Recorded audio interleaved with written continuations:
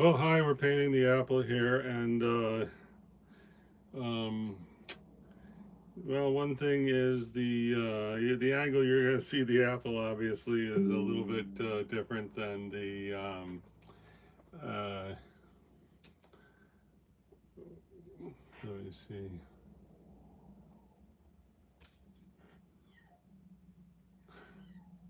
Yes, unfortunately, I'm trying to mute the. Okay, so the apple were anyway. Since no one's one's watching here, thank you for watching. All right, so what we're going to try to do here is, maybe I should move the camera. Let me try. How about I need the camera over here because that's approximately the angle that I'm painting from. I guess it's more like this.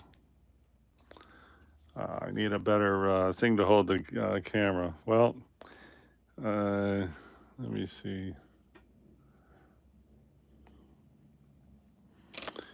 Well, let's. I guess for the record, this is approximately what I'm painting here, and one thing is there's this highlight right here. Whoops! Oh no, I moved my model. Oh well. There's a highlight right there, and I'm gonna try to paint the shadow. I'm gonna put a fictional highlight right down here to help the apple to pop in a 3D way. And let's go back to the stand up here.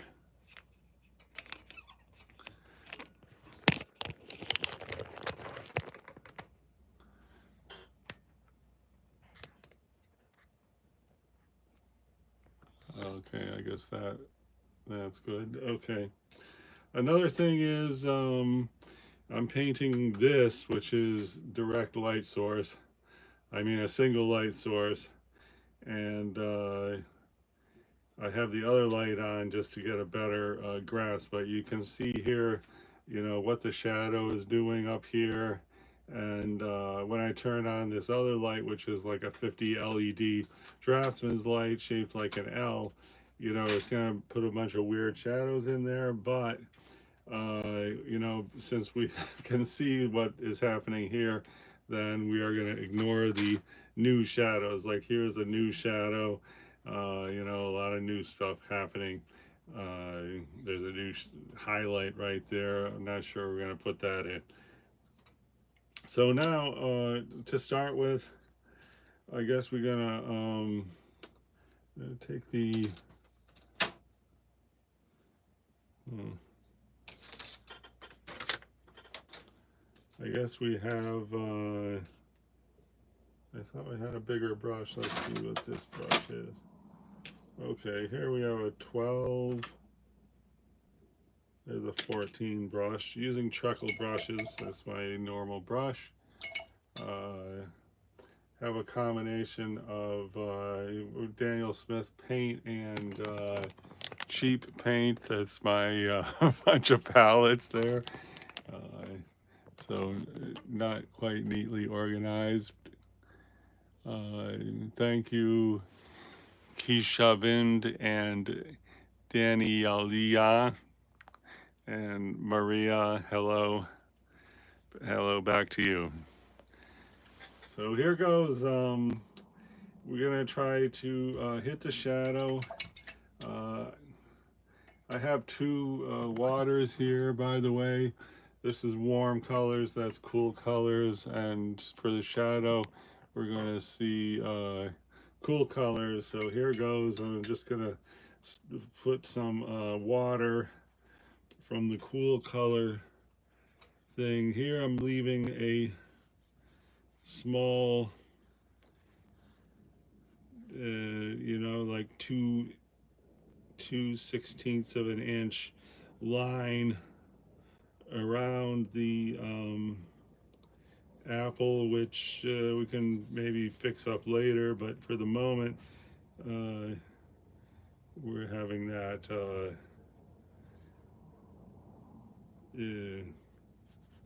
line there. Okay, so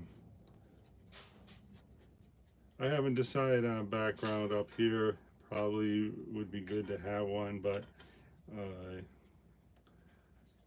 sort of the jury's out on that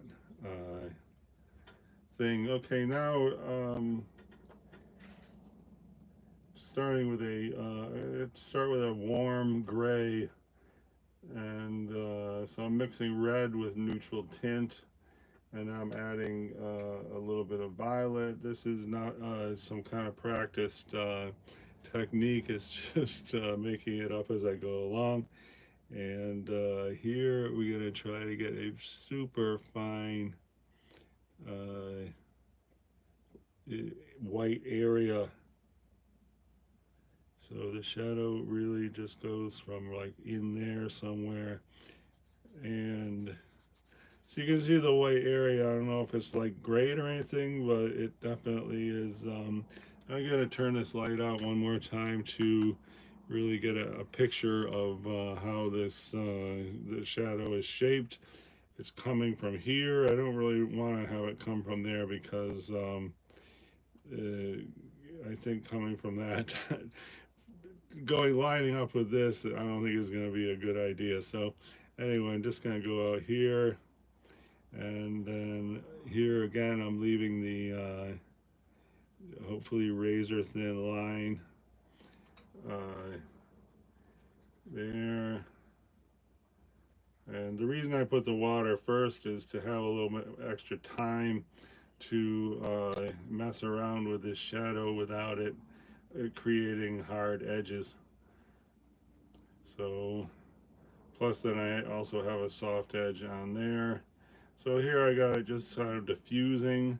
I don't know what this collection of paint is right there. Sort of diffusing, and then, you know, this looks good, but I'm gonna just try to remove some of this. I have squished the water off the brush, and here I'm just trying to soften the bottom of the shadow by having clear water there. And it basically doesn't look that great, but wait. So I guess I'm gonna just continue here, just have like a neutral tone kind of happening around here.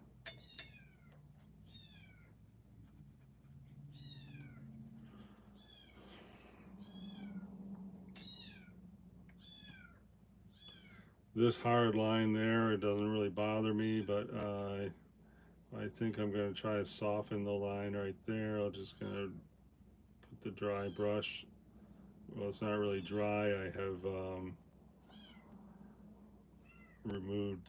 I really can't do it over the camera. You just squeeze the brush like that, and then you got this will lift off paint. So if we were using you know, wood pulp paper, this would not be a very pleasant task. So here, by putting water up here, they also call that priming the watercolor paper.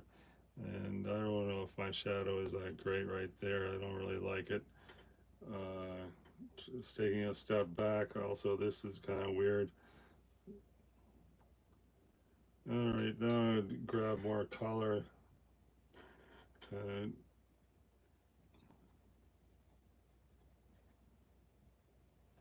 Here's a big, you know, example of watercolor painting when you don't know what you're doing, just do it anyway. So kind of making that up, and there's actually, you know, there's a bump right here in the shadow, and I think we better capture that because the graphic shape there I'm going to just sort of remove a little bit here. We have this graphic shape, like here's the apple, and And then here we're working on the shadow. When we have this, then we have formed negative space that's shaped like that, which is kind of like making an arrow. If you get negative space or positive space anywhere in the painting that forms an arrow, you know, when people see an arrow, the eye naturally goes in the direction of the arrow. So if this if we had like a, you know, so for some reason we had a triangle right there, this would be an arrow that leads the eye out of the canvas or the paper.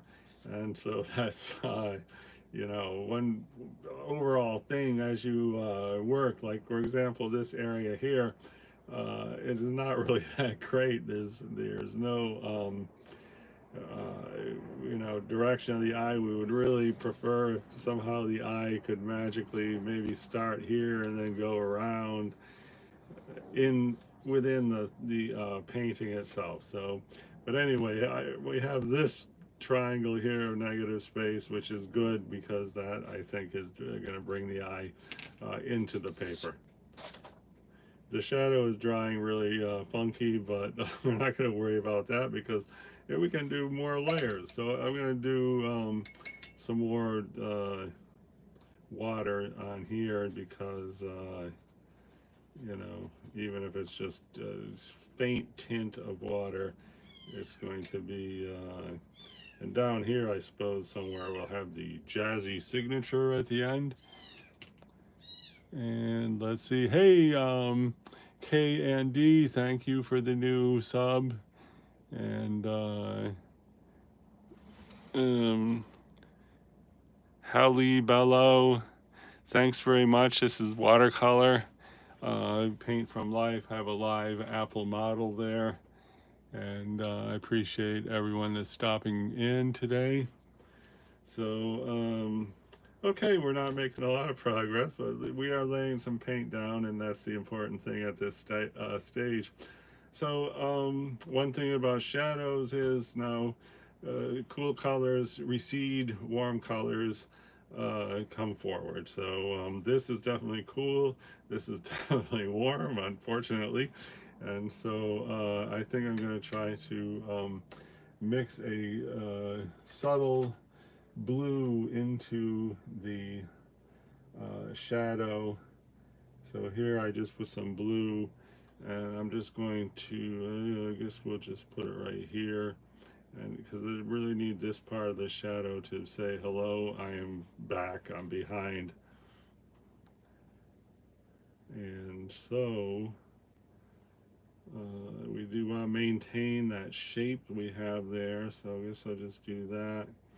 And that looks dumb, but let's just see if we can improve on that. Now I'm going to take that same gray and warm it up with some red, and here I'm going to just get like down here, and this thing, you know, if you can see it, there's like a highlight right there, but I'm going to turn out the lamp again and see. Yeah, so there is a highlight there, so we're going to try to get that highlight happening.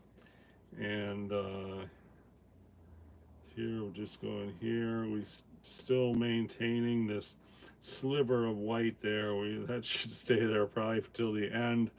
And now I'm going to take a wet brush, I'm going to do a line right here, and this is, then I'm going to squeeze the water out of the brush, and then boom, that's an exaggerated highlight which is underneath the apple there. So it doesn't look too bad now.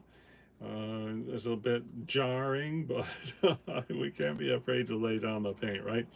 Next thing I want to do is get a deep rich, some deep rich tones that will hopefully bring this, the red skin of the apple into riveting focus, giving us depth and circumstance in that area.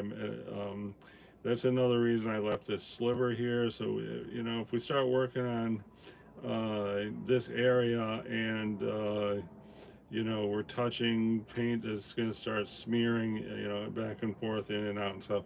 So anyway, get a good red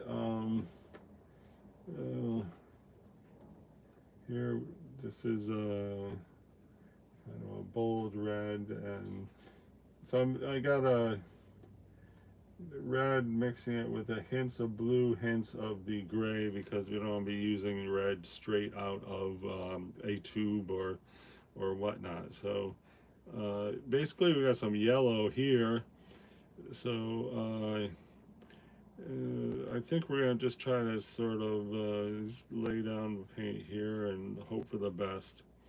We do have this highlight on the bottom, so here I'm gonna take the dry brush and try to remove that. This is an area where the light is bouncing off our surface and up against the bottom of the apple. And you know, that looks okay, not great. Now we're gonna try to put another layer here, and there is a highlight from our single light source right there, so I'm leaving that the kind of light pink. And the skin area here that goes right like that is darker than the skin area beneath, so we want to maintain that. Another thing I see here compared to yesterday, this apple, which was cut like 2 days before yesterday, as I said, I found it on the kitchen counter, and you know, I thought, oh, let me try to paint that. Anyway, now I'm going to try to pull out some of the paint I just put there, and that was good. Here I'm going to this little stroke. I mean, there's nothing wrong with that stroke, but I think it'd be better if it wasn't there. And now, so I got a puddle of water there, and I'm just going to try to lift that water off. And at the same time, I want to get the highlight, which is under the skin. So here, you know, we got the skin. Under there, there's a little highlight that sort of follows. And so that's sort of what I'm trying to get here. And I'm going to actually blot that, so get it as light as, and then this, you know, this little brown ball right here, that's just below the green, that's fantastic. I love that. So anyway, I'm just going to try to get a little bit more paint off right there. And it looks fine. And like I said, this thing's sticking out. I don't know what to say about that. I think we'll probably, let's try to bring this down.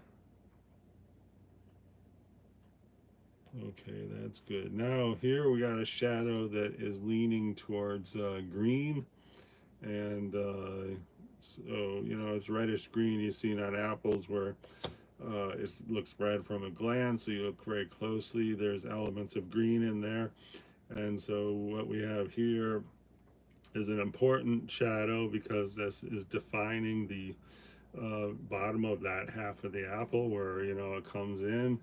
And so I'm going to get a little bit of green, mix it with the red we just used, and hopefully we'll have a reddish green, or a red with a green hue.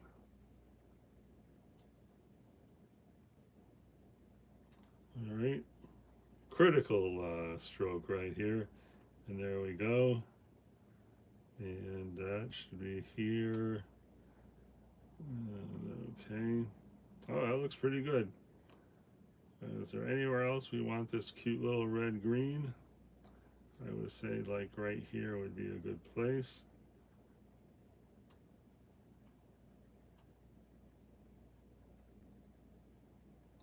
This is this little bump right here, which I think is, you know, going to be critical for having definition in this whole area, which is this recessed area that is the bottom of the apple. I think this green might also be appropriate. It's getting lighter, of course, because I already painted some with it. So I'm going to try to add it here, because right here is a little shadow that is, this is more of a pure green with a hint of yellow, but this cavity, which is right here. You know, we definitely want that to look like it's sunk in. Right now it does not really look sunk in. So that's more of a you know, a pure green. I'm mixing some Hansa yellow with the uh, red green, but I think maybe we're here. Let's see if we're all right. Oh, it looks great. Looks just like it, huh? All right. Critical area right here. Are you ready?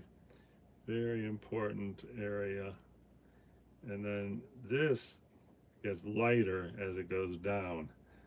So I'm going to go hit it with a darker green first in this upper corner while everything is wet there. And now I'm going to just go with the Hansa yellow and hopefully,